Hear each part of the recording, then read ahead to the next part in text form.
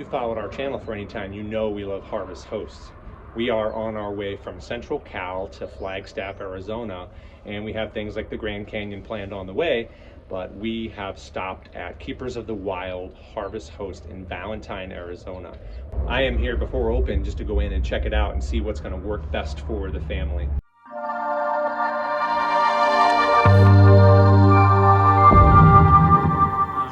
He founded this back in Vegas, I think the late 80s, and he actually started out as a showman, a magician in Vegas. Oh, wow. And he had big cats in his act, Uh-huh. and he realized these animals were miserable. He turned everything around, got some of his showbiz buddies to get rid of their big animals, Uh-huh. and then found this nice habitat area. It's just so cool. No Wi-Fi, but it's also got mountains. We got alpacas and llamas that go way up the mountain. We got a fence that goes way around the top. So they just think they're home. And then we've got a lot of tigers. We got lions. We've got bears. Oh my. Yeah, I know. You have to do it. All these animals here are rescued from one situation or another. Right now, there's just over 120 animals here and over 50 different species. So there's a lot of cool stuff to see, like the gigantic camel. I don't know where you get a camel, but When did you say he opened? this place was in 2004. So Oh, it's okay. 16 going on 17 years. Wow. And this gift shop's only about 5 years old. Uh-huh. It used to be that trailer, and that's since been renovated into a veterinary clinic. Oh, because wow. we used to have to take, we're having some work done today on some big cats, some dental work, on some tigers. And you used to have to sedate them, get them all the way to town. That's a lot of sedation, and you got to time it all. So now the vet comes out here. We have one that's on call.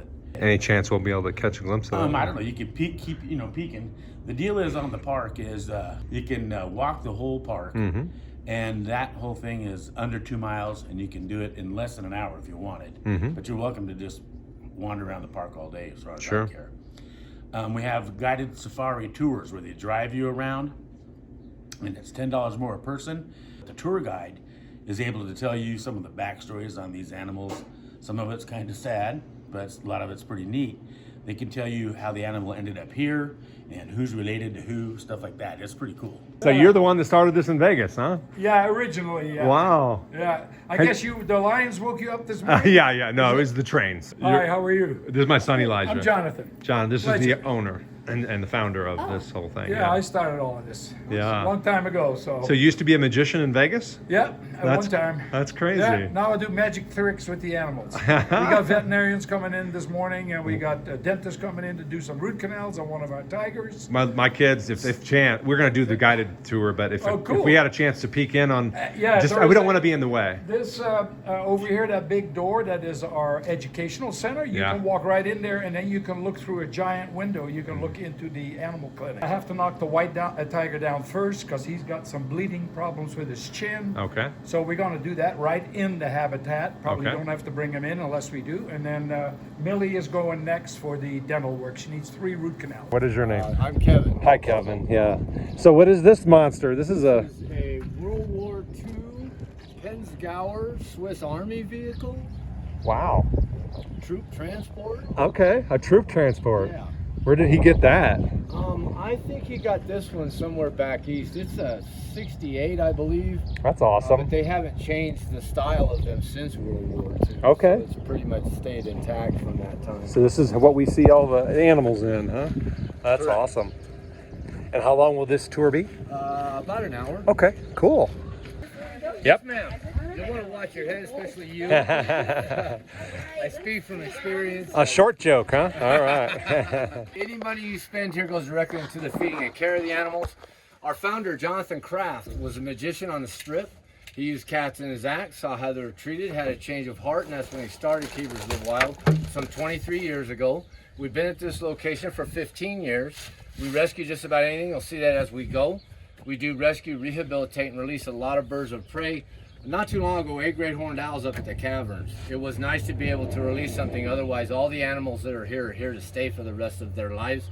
We do not buy, sell, or breed any animals. All the males are fixed. 95% of the females are fixed. We do have a cougar, Cindy, who is not. She reminds us of that fact every spring. She has not been successful in calling in a date yet over the hill, but we are watchful. We do have indigenous cougars around here. The first thing that we will see are birds of prey that cannot be released for one reason or another. The ranchers around here tend to shoot at them. They eat their feed, mess with their livestock. Case in point, our camel a few months ago was missing a patch of hair on his back. We couldn't figure out what was going on until we saw the ravens lighting on his back, pulling the hair out. They were using it as nesting material. So we sprayed some sour apple on it, got rid of that problem. They really don't like that smell, and he's just fine now. One thing I will need to add, we are a sanctuary. We are not a zoo, so these guys aren't in exhibits. They're in natural habitats with plenty of shade and plenty of places to hide. I do have some trees to lure some of them out. If lions and tigers are well fed and feel safe, they'll sleep anywhere from 16 to 20 hours a day. And they are cats, and they can tend to be a little elusive. If we get to an enclosure where we can't get eyes on them, I would still like to give you their stories on how they came to be here and what we're doing for them now. Great. So if everybody's set, we'll get started. Thank you.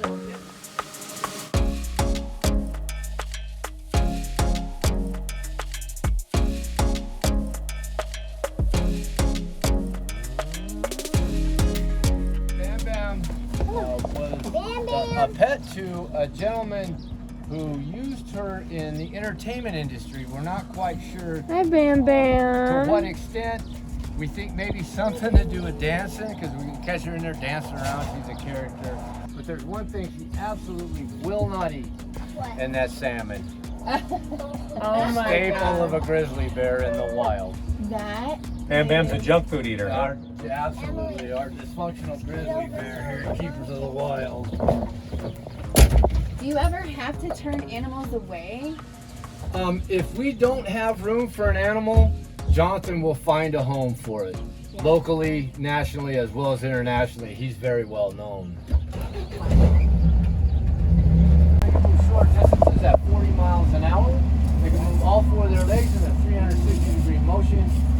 They can drink up to 50 gallons of water at a time, which can sustain them for months. And there's one fact about the Bactrian camel I learned not too long ago that amazes me, is that they're the only land mammal that can drink salt water.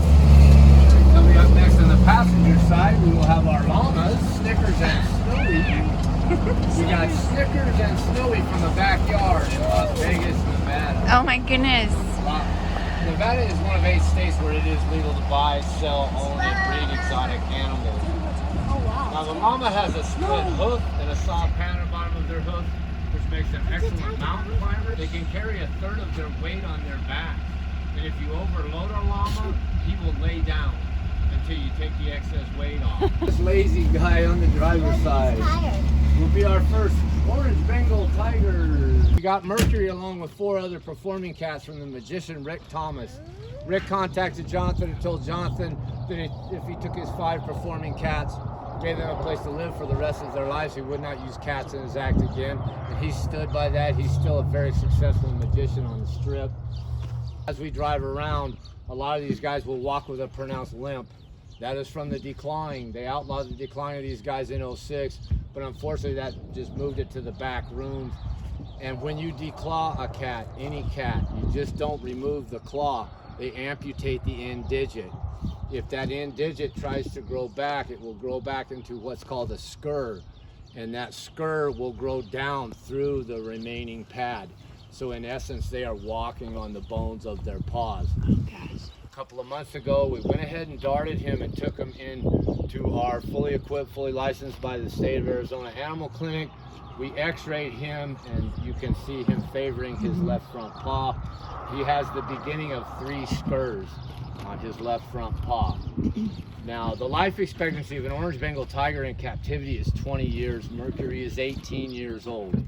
To fix that completely, we would have to, in essence, declaw him all over again. It's an 8-hour surgery that takes 2 vets. Jonathan made the call at his age not to put him through that. The convalescing time also is about a year from that surgery. We have him on a strict pain regimen 3 times a day. Wow. Biggest of the big cats that will hunt monkeys in trees. If you get a chance to see some of the videos on YouTube, these guys are so lightning fast, it almost looks like they've sped the film up. Change of direction. They are very avid swimmers. They can dive to depths of 10 to 12 feet to retrieve crustaceans. I would say pound for pound, to me, they're the most impressive of the big cats. Daisy, hello, good morning. Hi, baby. Hello. What are you feeding them? What is that there? These are turkey necks. Turkey neck. Yeah, beef, turkey, chicken, ram, and horse. Nobody breeds horse for the meat, but we work closely with local ranchers. And if they have a horse that goes down, the meat's viable, they'll sell us that. Oh. We get our turkeys by the pallet from U.S. Foods. We go through 300 pounds of meat a day. Wow. We supplement their food with calcium and psyllium, simulating nutrients they would get from a kill in the wild, digesting bone and hair. We also supplement their food with Felidae. It's a multi-cat vitamin. They seem to prefer the turkeys. We prefer the turkeys because there's nothing left to clean up afterwards. They eat the whole thing. They all know their names. That doesn't mean they're going to come when you call them. Much like a house cat, it's on their terms. Another similarity that they have to house cats is that they spray, but on a much higher level and much, much farther. If Apollo were to back up to this fence, he could hit that awning over there. I believe it. But don't worry, that's on the deluxe tour. That's $5. Okay, yeah. We feed them 6 days a week. On the 7th day, we fast them, simulating them not getting a kill in the wild. In the wild, they will browse vegetation. It acts as a natural cleanse to them. You stalking me, dude? You wanna know? Spray. Oh my goodness, look at him. Oh, what, dude? Look at him, look at I better you. give him another one. One more. He's like running. This is Zeus, and Zeus is our only Siberian. Siberians are more or less souped up Bengals. They're larger, taller, stronger, much more food aggressive. They can weigh up to 700 pounds. Zeus here's about 600. Very endangered. I'm saddened to say there's less than 250 of them left in the wild. And that's a shame. They say you can trace the lineage of a Bengal tiger back to the Siberian. These guys have had no reason to evolve. They're the perfect hunters. They are powerful, lightning fast, very cunning. Now Zeus's story is kind of hard to hear. It's kind of hard to tell. He was brutally declawed using a pair of pliers and a hammer. A woman and her husband rescued him shortly after it happened. He was still in bandages. The woman was preparing a meal in the kitchen. She dropped a piece of meat.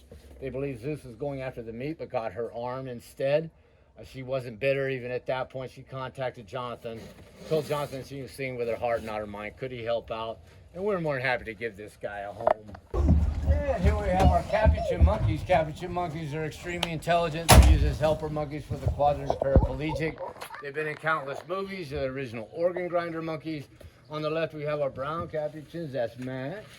Hello, And Max. Lola up there. Max is 29. Lola is 32. They can live into their 40s. The females do everything. They bear the children, they raise the children, they hunt. These guys pretty much just eat, sleep, and procreate. They do come alive when they eat, but other than that, really, in the end, they are wild animals, and they can always resort back to their natural instincts. But if they're not eating, they're like big dogs. They really are. Have you ever had one get out? No. Never. No. We had one escape, and that was our about 70-pound sulcata, African spur tortoise, but he didn't make it very far. Now, both parents have to carry the same recessive gene to get a white tiger. Unfortunately, that same recessive gene that causes them to be white causes them to be cross-eyed. Every white tiger is cross-eyed to a degree. When you plan these outings with kids, you hope for a win for everybody, and today met that goal. The littles loved the tram ride and the gift shop, and of course we got ice cream. The three oldest just loved the guided tour. It was like Wild Kratts Live. We learned a lot and got to participate in a conservation effort. Lily, one of the tigers, needed dental surgery today, and when they did an x-ray, they actually found a tumor in her belly, and so they had to cut her open emergency while she was still under anesthesia. And Deanna got to watch it, so she's still in watching the procedure right now. But needless to say, today was an epic win for everybody. Highly recommend this harvest host. So this, yeah, they darted him. Oh my gosh, that's a tiger. Oh my gosh. That is a tiger. So, that's the trach tube that they use for these tigers.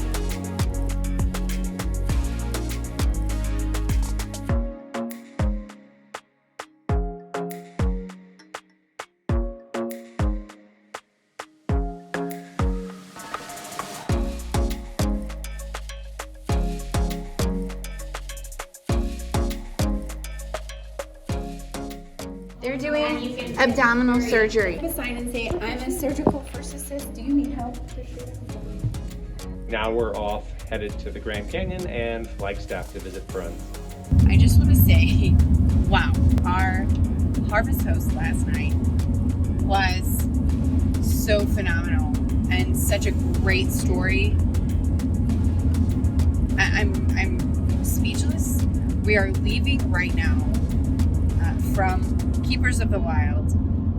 Really, anything that I could do to promote what they're doing and the work that they do and the care that they take of these animals, and many of them endangered species. It's not a zoo.